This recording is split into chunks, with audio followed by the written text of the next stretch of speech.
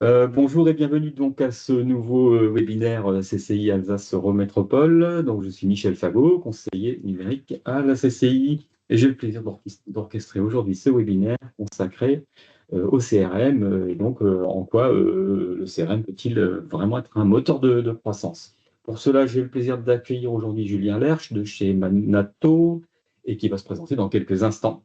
Je vous rappelle le déroulé du webinaire. Effectivement, il va y avoir 30-40 minutes de présentation et puis suivi d'une petite période de questions-réponses. Donc, vous pourrez évidemment vous lâcher pour interroger Julien.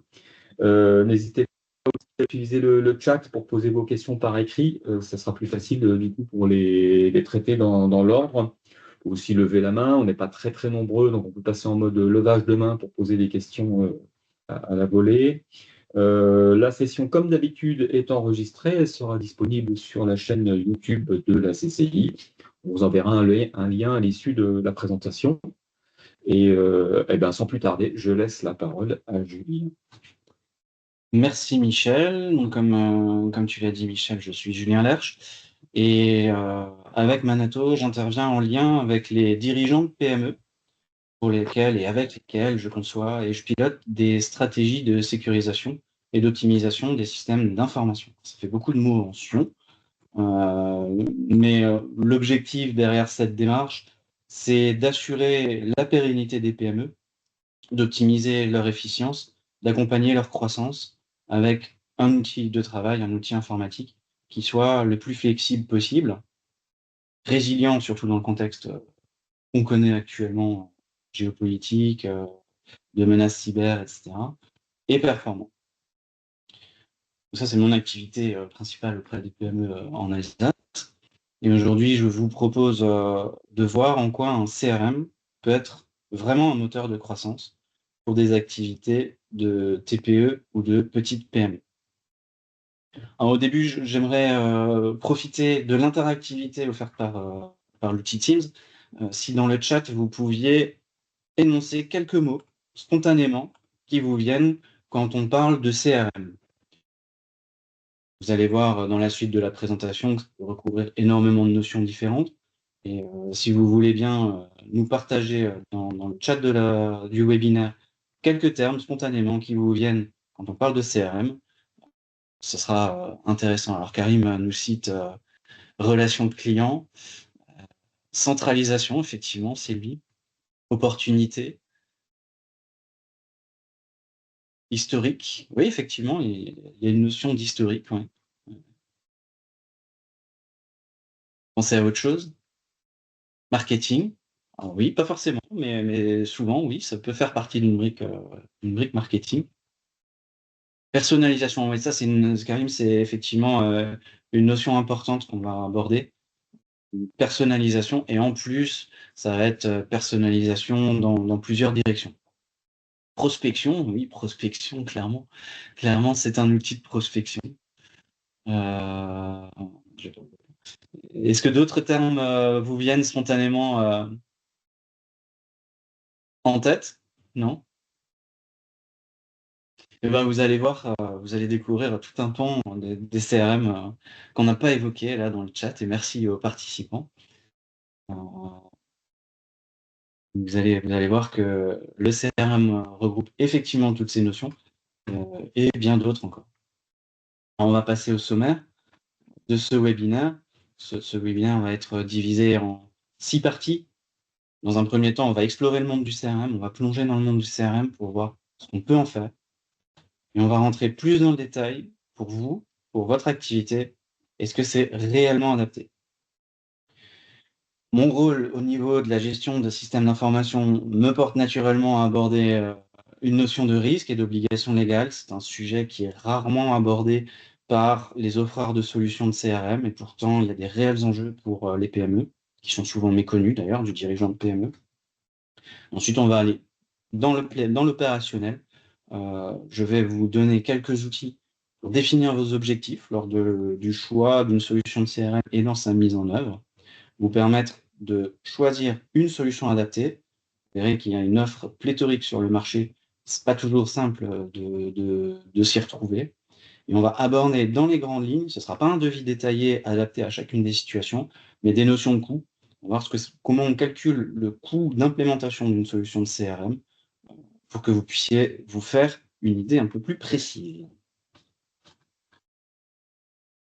Alors, grâce à votre collaboration, on a vu qu'un CRM peut recouvrir énormément de choses. Je vous ai mis un nuage de possibilités de spécialisation de CRM.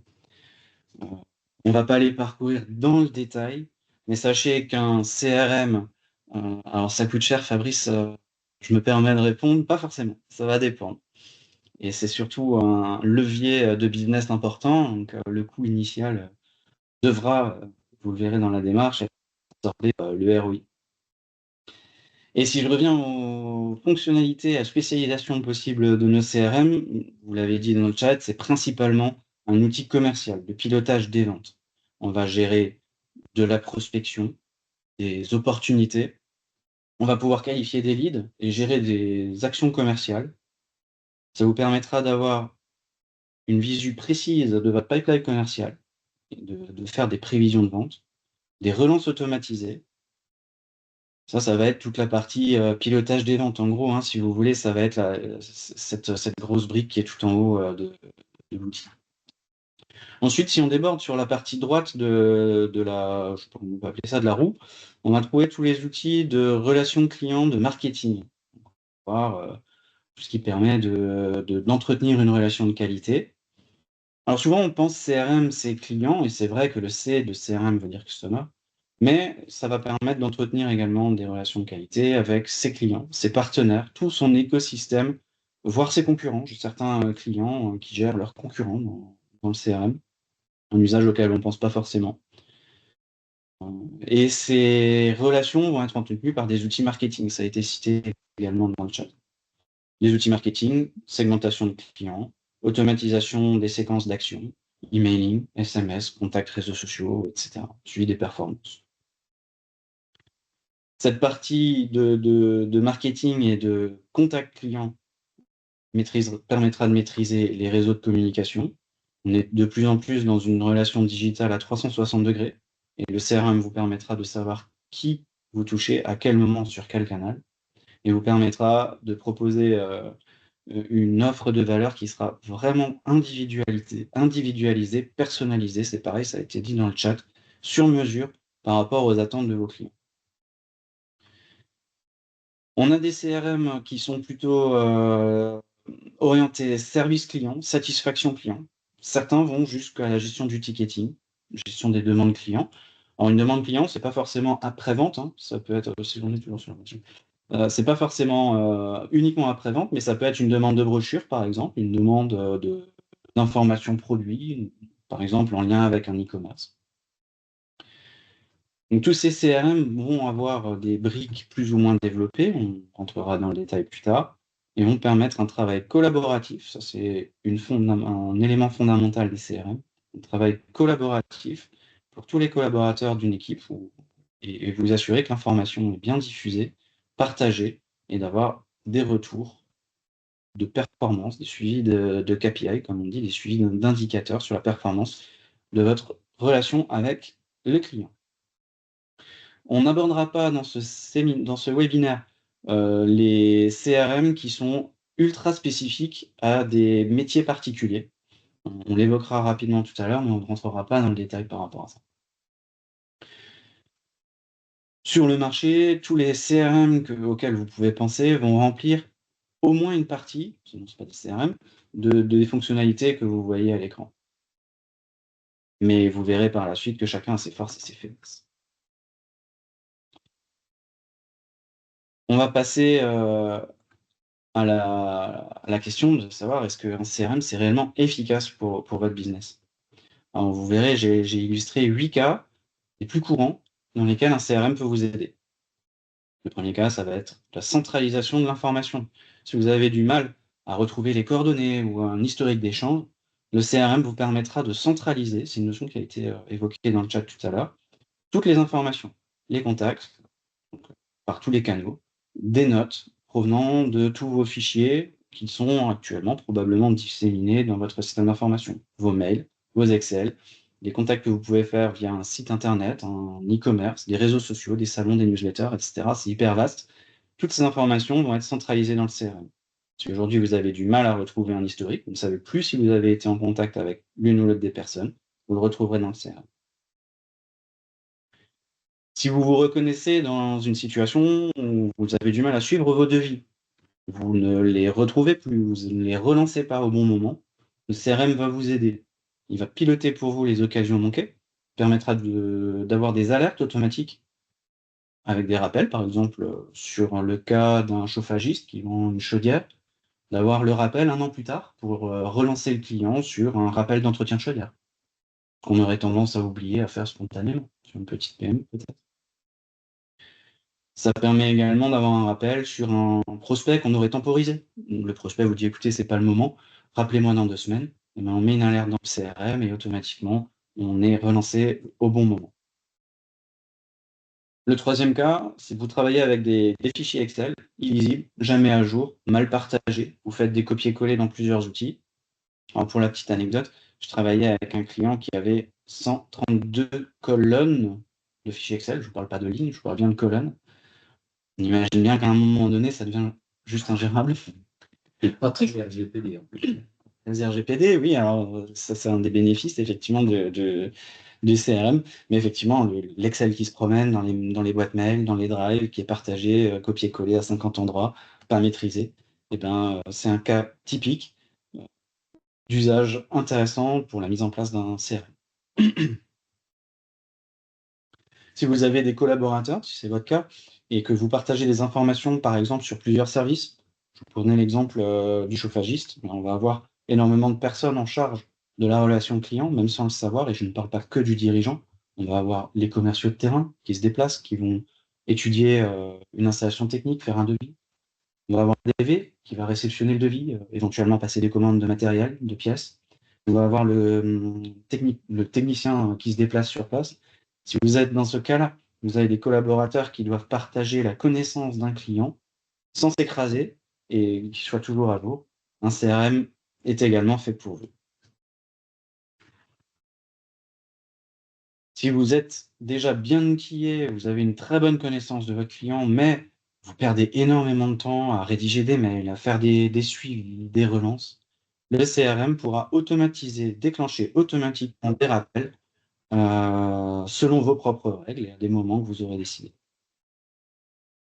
Si vous êtes dans une activité soit B2C, soit B2B, mais avec plusieurs typologies de clients, par exemple selon des marchés, selon peut-être des formes juridiques, des métiers, des verticaux métiers, si vous avez besoin de pouvoir découper votre population de clients et ou de prospects en segments, eh bien, le CRM vous permettra de le faire.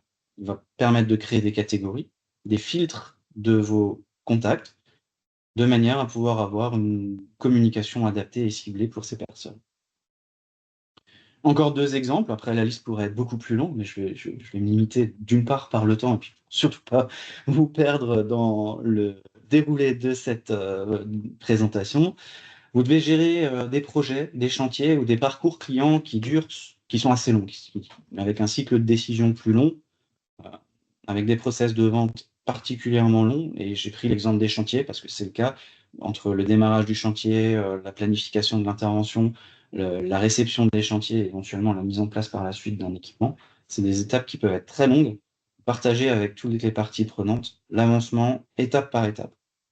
Vous savez si le devis a été signé, si la facture d'acompte a été payée, si le chantier peut être lancé, si la raison peut être prononcée. Vous faites même le suivi après, l'intervention. Enfin, et c'est probablement l'un des avantages majeurs, vous pouvez, grâce au CRM, connaître le poids de vos affaires par exemple dans votre chiffre d'affaires global. Vous avez des tableaux de bord qui vous reprennent les opportunités, les prévisions de vente, qui vous permettent de connaître vos priorités. Par exemple, un lead particulièrement chaud, un lead particulièrement volumineux par rapport à votre panier moyen. Vous saurez les mettre en évidence et vous saurez mettre l'effort au bon moment. En gros, un CRM, c'est pour vous si vous arrivez à répondre à l'affirmation suivante. Vous voulez professionnaliser votre image en donnant à vos clients un suivi clair, réactif et personnalisé.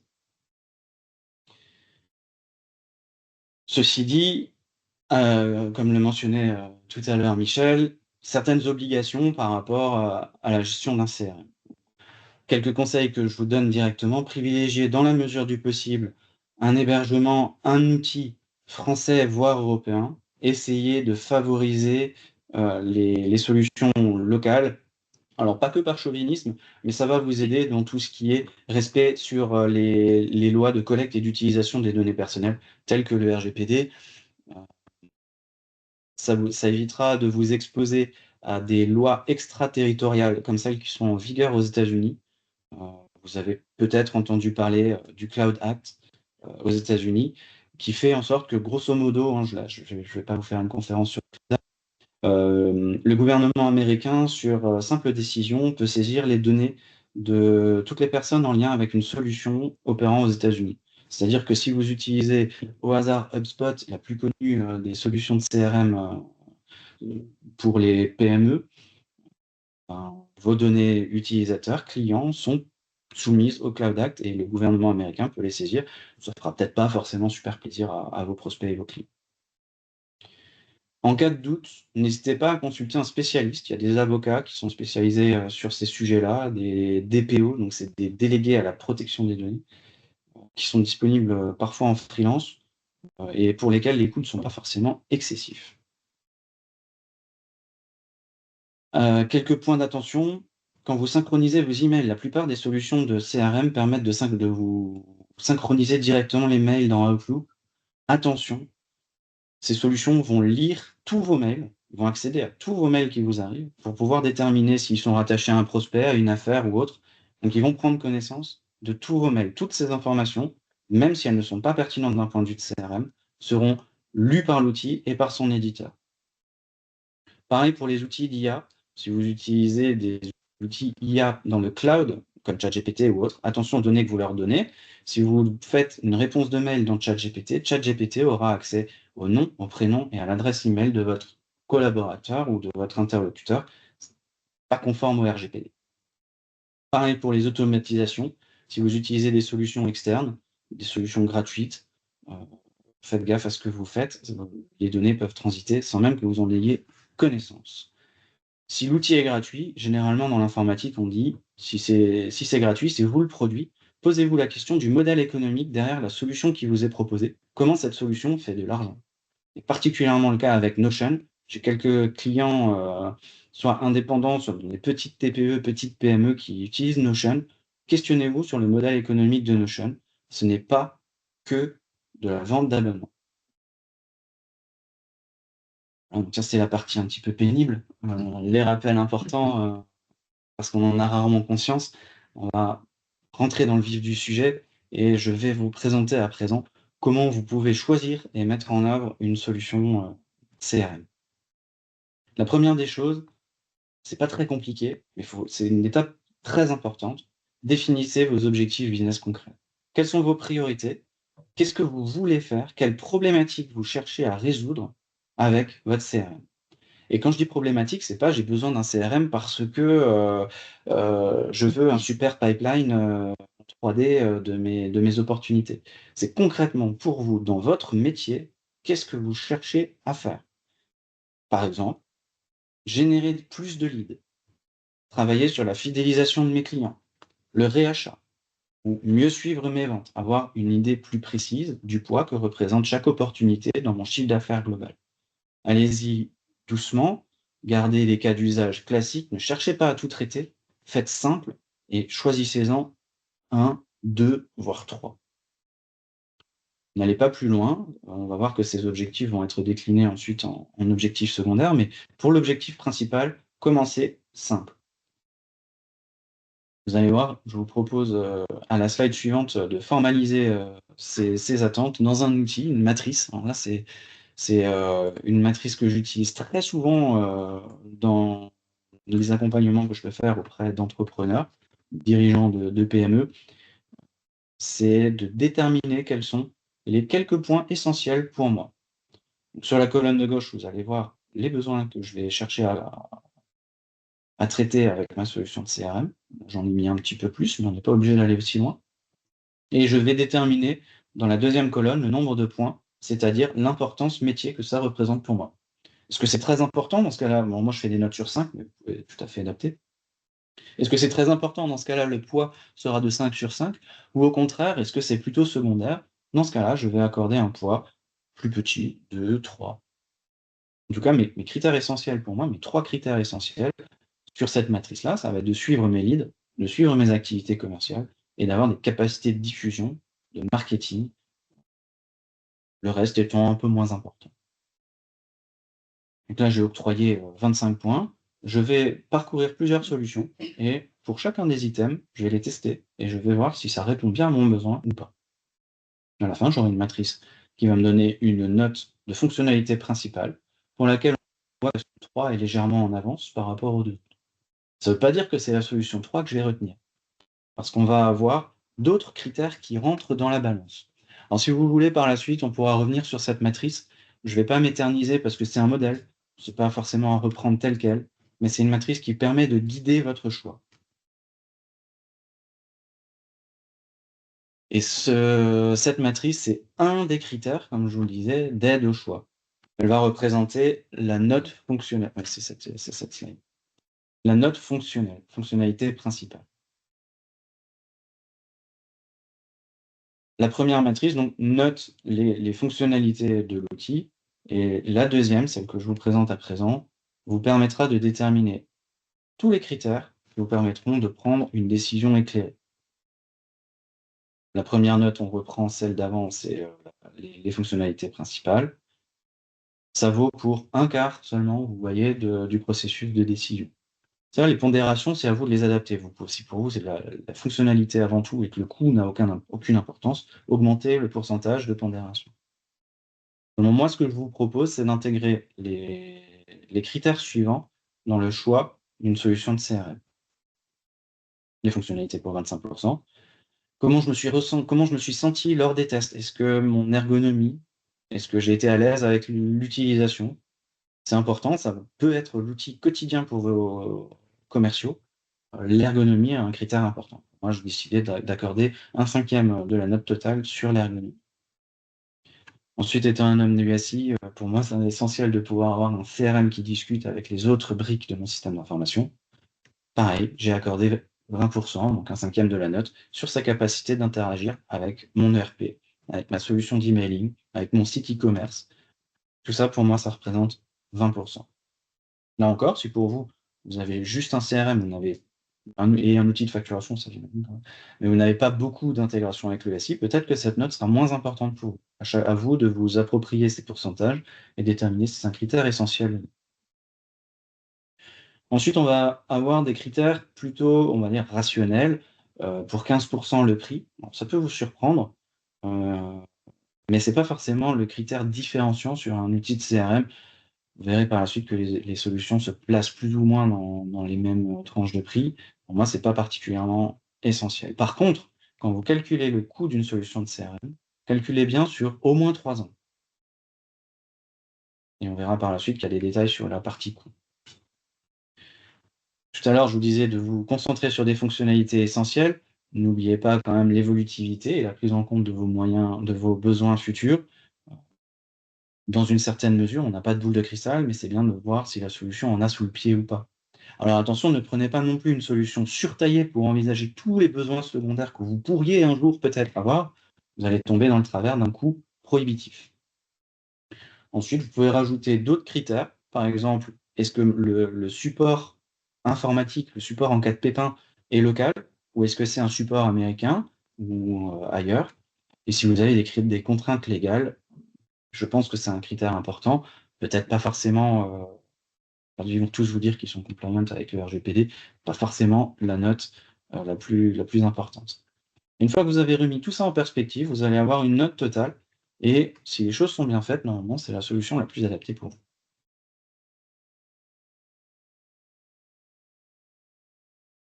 Alors effectivement, Fabrice, on-prem, heu, oui, c'est sûr que ça favorise RGPD, ça induit d'autres difficultés, notamment sur, la maintenance. Dans ce cas-là, il y aura des coûts supplémentaires à prévoir de maintenance, de suivi de version. Ça demande une connaissance IT que peu d'entrepreneurs solo ou de TPE, petites PME ont. Dans ce cas-là, vous allez dépendre d'un intégrateur et vous allez avoir besoin d'outils ou de partenaires supplémentaires. Il y avait une autre question? C'est moi qui avais noté dans les critères. Ouais, réputation et pérennité, oui, bah oui, bien sûr. Prenez pas la petite solution faite sur un coin de table par on ne sait qui. Vous allez manipuler des données essentielles pour votre business. Assurez-vous, effectivement, la pérennité, c'est un très bon critère également. Renseignez-vous sur l'entreprise avec laquelle vous allez faire affaire. Si je schématise jusqu'à présent, pour vous lancer dans la mise en place de l'outil, vous devez avoir répondu à ces 5 questions. Est-ce que j'ai formalisé des objectifs clairs? Est-ce que j'ai défini mes fonctionnalités principales, voire secondaires? Est-ce que j'ai identifié tous les outils impactés par la mise en place de ce CRM? On pense très souvent à l'ERP. C'est souvent le plus facile. On pense aussi aux outils d'emailing. Mais pensez à vos outils de facturation. Pensez éventuellement aux fichiers Excel que vous pourriez avoir qui traînent encore et que vous n'avez pas automatisé en première étape. Peut-être ça va arriver après. Si vous avez un site e-commerce, si vous avez une plateforme d'identification de leads, par exemple dans le BTP, si vous avez des identifications de chantiers, des choses comme ça, faites une cartographie, on n'aura pas forcément une réponse immédiate, première étape, mais par contre, vous savez que ces outils vont être à gérer dans la durée. Si vous avez un historique, c'est souvent un problème pour la mise en place d'un CRM. Vous allez devoir reprendre cet historique. Est-ce que mes données sont bien qualifiées? Est-ce qu'elles sont normalisées? Est-ce qu'elles sont fiables? Quel est le volume de données que j'ai en stock? Si j'ai 10 ans d'historique de commande, faites-vous accompagner. Ne le faites pas tout seul comme ça avec Excel, vous allez galérer. Est-ce que j'ai bien pris en compte les obligations légales? Est-ce que je sais quel est le poids du RGPD dans la mise en place de cet outil de CRM? Et une étape préliminaire, j'aurais pu le mettre avant, mais est-ce qu'il existe des solutions spécifiques à mon métier, par exemple des CRM focalisés essentiellement sur l'immobilier ou sur la formation? Ne prenez pas un HubSpot pour gérer de l'hôtellerie, par exemple, ou des professions réglementées avec un cadre juridique particulièrement contraignant. Cette matrice-là vous permettra de faire la checklist des différents éléments à envisager avant de mettre en place un CRM. Ensuite, vous allez chercher les solutions. Donc, vous allez chercher CRM sur Google, vous allez tomber sur 150 solutions. Et le plus moche, c'est qu'il n'y en a aucune qui est parfaite. Elles ont chacune des avantages, des inconvénients. Et je vous propose de les parcourir très rapidement. Les prochaines slides n'ont pas pour vocation d'être un inventaire exhaustif. Je vais vous donner des grandes typologies de CRM avec quelques exemples. Ce n'est pas une préconisation. Les solutions que je vous propose ne sont pas des préconisations de ma part. C'est un exemple de solutions qui peuvent rentrer dans les catégories de CRM que je vais vous proposer. On va pouvoir rentrer dans le vif du sujet avec des solutions qu'on appelle CRM, qui font un peu plus que ça et qui sont généralement adaptées pour des petits entrepreneurs solo ou des équipes restreintes, qui sont les tout en un, qui font gestion et facturation. C'est à mi-chemin entre un CRM, un ERP, ça fait un peu tout. L'avantage, c'est que vous allez tout retrouver dans le même outil. Vous n'allez pas changer d'outil pour faire un devis ou une facture, vous allez rester dans votre CRM, vous allez gérer votre administratif, vous pourrez tout retrouver et généralement, peu ou pas de coûts cachés, c'est-à-dire qu'on n'aura pas, sur ces solutions-là, une politique d'add-on payant. Les limites, ça va être les limites liées aux avantages, hein, c'est que fonctionnellement, c'est moins riche. On va avoir des fonctionnalités de segmentation plus restreintes, on aura des capacités marketing qui seront plus restreintes, des paramétrages qui ne sont pas forcément hyper sur mesure, et vous risquez de dépendre d'un seul outil.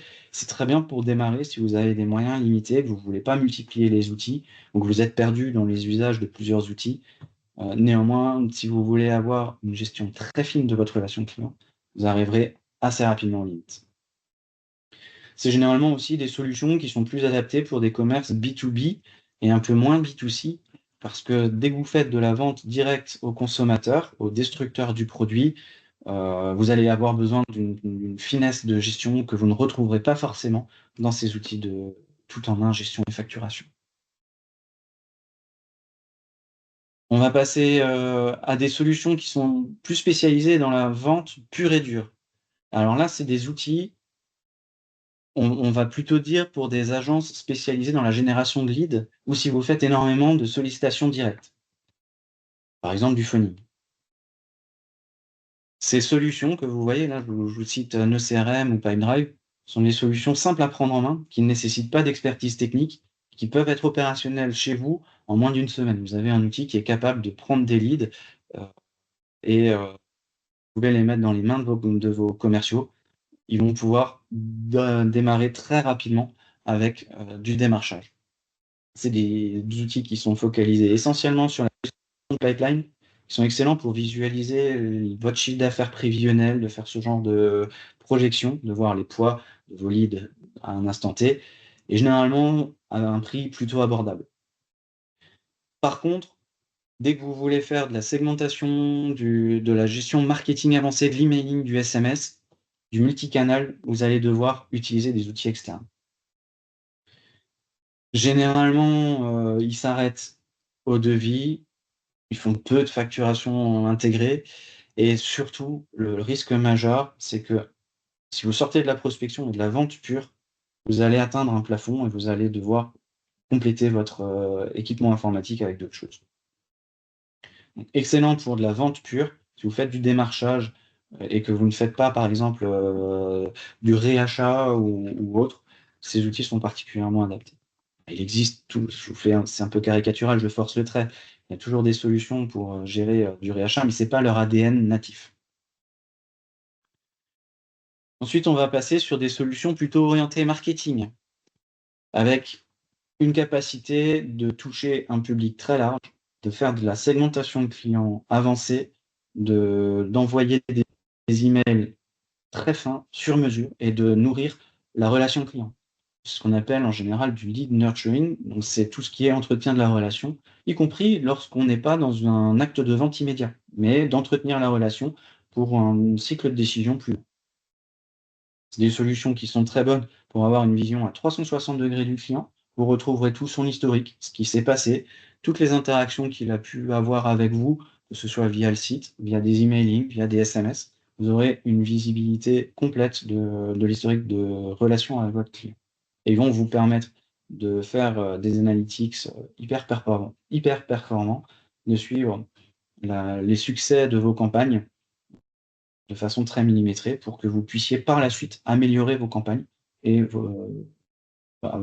augmenter votre impact auprès de vos prospects et de vos clients.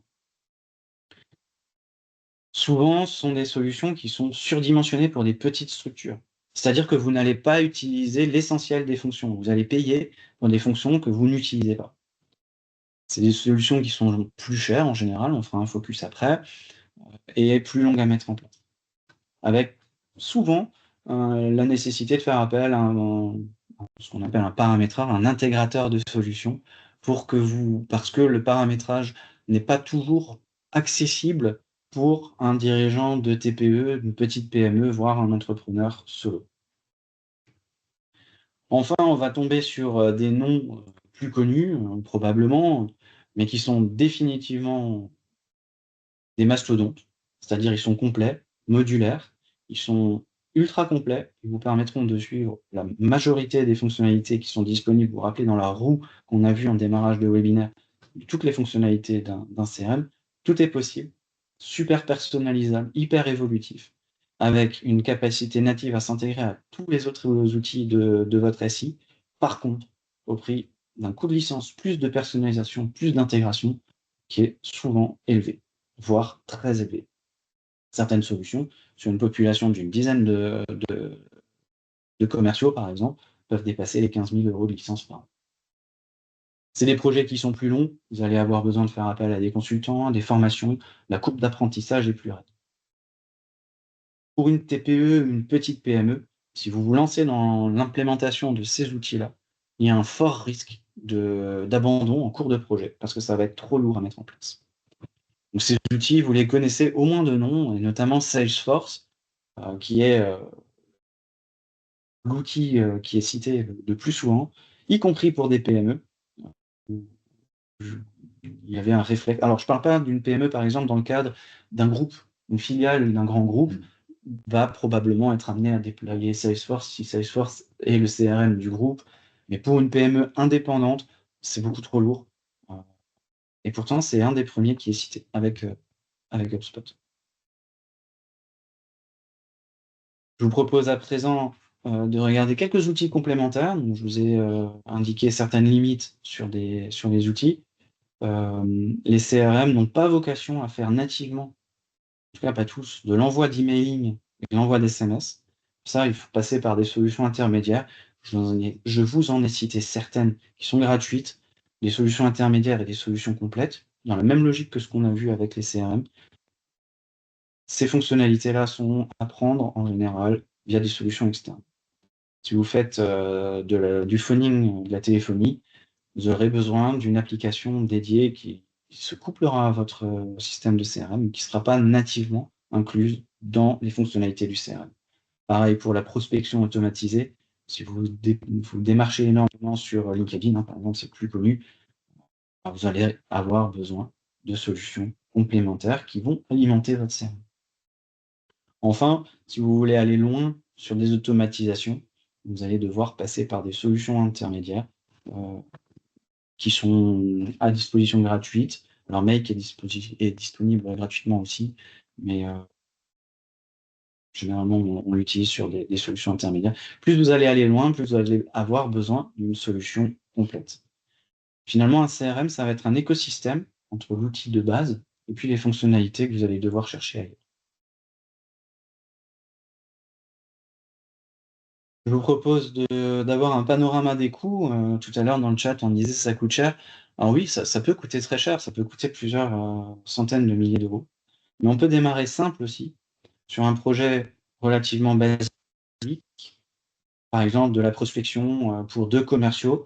On arriverait à un projet à moins de 2 000 €. On peut avoir un CRM en place avec une formation, un petit peu de paramétrage, un petit peu de mise en place, en tout cas l'accompagnement minimal, par exemple de l'éditeur ou d'un petit intégrateur. À moins de 2 000 €, vous pouvez avoir un projet de CRM basique, simple, opérationnel, rapidement.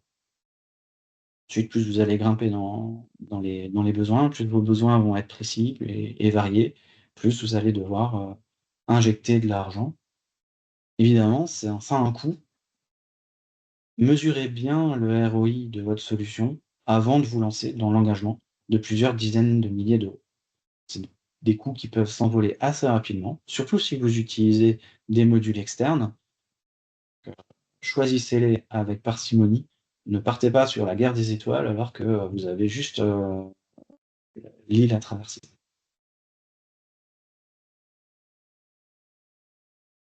Si vous avez un budget limité, choisissez une solution qui nécessite peu de paramétrage, qui est capable d'être mise en place très rapidement, dans laquelle vous n'allez pas passer 6 mois de projet. Essayez de limiter autant que possible les intégrations externes. Si vous voulez brancher votre site en ligne, boutique en ligne, les réseaux sociaux, etc., ne faites pas toute la galaxie. Choisissez par exemple de prioriser euh, l'interconnexion avec votre boutique en ligne. Ce sera peut-être la priorité. Et peut-être que vous n'allez pas intégrer vos réseaux sociaux dans un premier temps. Surtout si la solution de CRM que vous choisissez n'a pas de connecteur natif avec votre moteur de boutique en ligne, par exemple PrestaShop ou Shopify. Essayez de vous limiter aux modules standards disponibles dans la solution et donc faites en sorte que la solution que vous choisissez soit adaptée par rapport à des connexions et des modules additionnels. N'essayez pas de gérer toutes les exceptions. Vous allez toujours avoir un lead qui ne rentre pas dans les cases principales que vous avez choisies pour votre CRM. C'est pas grave, gérez-le à la main. Tout ce qui est des exceptions, n'essayez pas de le forcer dans un scénario qui prend en compte toutes les possibilités de votre relation client. Choisissez les scénarios standards, gérez les 80 ou 90% de cas qui rentrent dans les cases. Le reste, vous pouvez les gérer à la marge, à la main. Préparez bien vos données, dédoublonnez vos contacts, travaillez sur la qualité des numéros de téléphone ou des adresses. Les adresses, souvent quelque chose qui pose problème. La reprise des commandes, les historiques de commandes. Évitez les personnalisations déraisonnables pour avoir un truc qui correspond exactement à votre processus. Éventuellement, envisager de faire évoluer votre processus légèrement.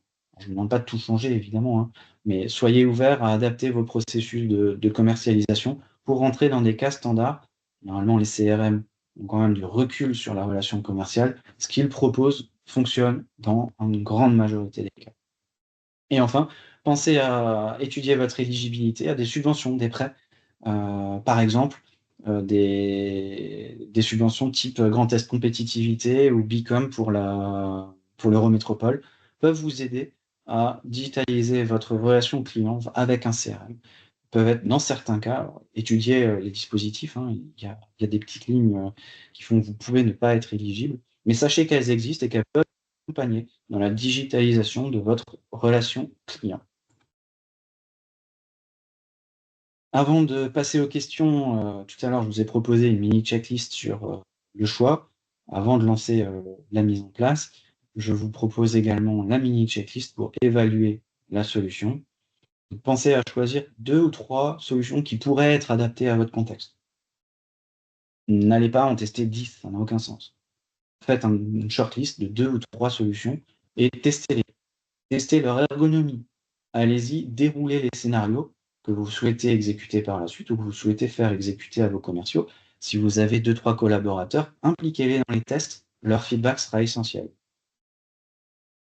Ne vous lancez pas dans le choix d'une solution de CRM sans avoir factualisé vos grilles de choix, vos critères de choix. Sinon, vous allez faire un choix subjectif et vous allez, probablement, choisir, le CRM qui aura,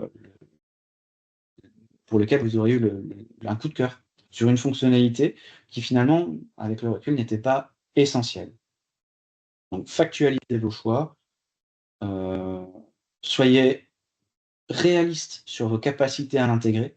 Si vous êtes dirigeant d'une TPE, d'une petite PME, essayez de choisir une solution, soit vous déléguez, ça c'est possible, mais soyez cohérent, ne choisissez pas une solution surdimensionnée qui vous mettrait en difficulté par rapport à toutes les autres casquettes de chef d'entreprise, de dirigeant que vous pourriez avoir.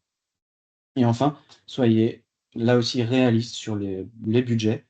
Si vous pensez faire appel à un consultant, intégrez-le dans votre, projection de coûts, intégrez les licences et la maintenance sur 3 ans minimum. Vos besoins vont évoluer, c'est évident. De toute façon, à partir du moment où vous mettez en place un CRM, vos besoins vont évoluer, mais soyez lucide sur le coût et calculez-les sur 3 ans. Voilà, j'en ai fini pour cette présentation. On a essayé de balayer assez large. Je suis pas rentré dans le détail de chaque point. Je vous ai donné quelques grilles, quelques points de repère pour le choix de la mise en place d'un outil de CRM. Si vous avez des questions, n'hésitez pas. J'ai peut-être une petite question. En parlant d'accompagnement, est-ce que justement on peut imaginer une prestation d'accompagnement, mais uniquement pour la partie d'aide au choix, justement, d'identification de nos besoins, du cahier des charges? C'est pas toujours évident de savoir finalement de quoi j'ai besoin, mais pour me faire accompagner pour créer ce cahier des charges et identifier le bon produit. Après, la mise en œuvre, ça dépend peut-être de la solution qui est retenue, mais ça, Ça existe, ouais, ouais, tout à fait. Il y a des consultants qui vous proposent ce genre, de prestations, c'est-à-dire qu'ils n'interviennent pas dans la mise en œuvre de l'outil en tant que tel. Alors ils peuvent, mais c'est pas automatiquement le cas et qui peuvent vous proposer un cahier des charges. Méfiez-vous des cahiers des charges disponibles à télécharger pour 50 € sur un site douteux. Heu, c'est souvent tentant parce que 50 €, c'est pas un investissement majeur. C'est sûr que l'accompagnement par un consultant, ça va demander un budget, qui sera, d'un minimum de quelques milliers d'euros. Parce que ce consultant va devoir prendre le contexte, va devoir arriver chez vous, dans votre entreprise, il va vous prendre du temps pour identifier les processus de vente, comment vous bossez, pour projeter ensuite le choix de l'outil. Ça peut demander quelques jours d'accompagnement, voire, si vous avez des processus très complexes avec beaucoup de points d'interaction avec vos clients prospects, ça peut aller jusqu'à quelques milliers d'euros, effectivement. Je sais pas s'il y a des questions encore parmi les personnes présentes. Peut-être encore une aussi de mon côté. On arrive à évaluer facilement le ROI justement d'un projet comme ça. Il y a des règles, des mesures. Ouais, il y a des règles. Alors, généralement, on prend la température avant et après. C'est-à-dire qu'on va mesurer, je sais pas, un taux de conversion, un nombre de leads, un chiffre d'affaires entrant, un taux de réactivité. Ça peut être aussi une satisfaction client, puisque je vous ai dit que le CRM peut, j'ai pas trop insisté dessus, j'ai insisté plus sur la partie acquisition, mais le CRM peut assurer de la fidélité ou de la satisfaction client. Ça, c'est des choses qui se mesurent assez rapidement avec des petites enquêtes. Les suivis d'évolution du pipeline commercial, ça va parler par soi-même. Donc, on arrivera à déterminer le ROI. Moi, ce que je conseille, c'est de commencer petit. N'investissez pas des sommes folles. Et à partir du moment où le ROI est démontré, eh ben, rajoutez un axe complémentaire. Investissez dans la durée sur le CRM. Mettez pas tous vos critères une fois. Focalisez sur un ou deux objectifs majeurs. Assurez que le ROI est bien au rendez-vous. Corrigez si ce n'est pas le cas. Il est toujours possible de faire des actions de correction, hein, mais mesurez en permanence, effectivement. Et si vous n'avez pas défini les critères factuels au démarrage du projet, vous ne pourrez pas mesurer. Ok. Merci Julien. Est-ce qu'il y a d'autres questions? Non, c'est ok. Bah, écoutez, si c'est bon pour les questions, bah, je n'ai plus qu'à remercier Julien pour sa présentation. Plutôt claire, et c'est vrai que ça permet vraiment de guider un petit peu les idées pour savoir comment s'y prendre quand on se lance dans un tel projet. Merci. Je vous rappelle donc qu'il existe des dispositifs d'aide, et Julien en a déjà un petit peu parlé, qui sont mis en place par le Rhône Métropole de Strasbourg, hein, notamment le dispositif BICOM, également par la région Grand Est. Ils sont soumis évidemment à des critères d'éligibilité, donc n'hésitez pas à nous contacter, c'est peut-être le meilleur moyen pour vous assurer de l'éligibilité. Contactez-nous, idéalement sur l'adresse mail digital@alsace.cci.fr, et comme ça on pourra vérifier ensemble l'éligibilité de votre projet. Euh, donc l'idée vraiment, c'est aussi dans un premier temps d'ailleurs de bénéficier d'un diagnostic de maturité digitale qui permettra justement de voir où se situe le projet CRM parmi tous les sujets de transformation digitale de l'entreprise. Et ça, c'est un sujet qui est très important. Euh, Juste une petite chose, donc le prochain rendez-vous webinaire, je n'ai pas la date là. En revanche, ce que je peux vous indiquer, c'est que dès la semaine prochaine, il y a un tout petit événement là qui s'appelle le Design Buzz. Et en fait, le premier grand festival numérique alsacien est depuis 11 ans. Donc, il ne faut pas le rater parce que c'est l'occasion d'avoir des réponses à toutes les questions sur tous les sujets du numérique, CRM compris, mais tous les autres également. Donc, n'hésitez pas à vous y inscrire. Merci beaucoup, Julien. Merci, Michel. Bonne journée à tous et je vous dis à bientôt pour un prochain webinaire. Merci beaucoup. Merci beaucoup à tout le monde.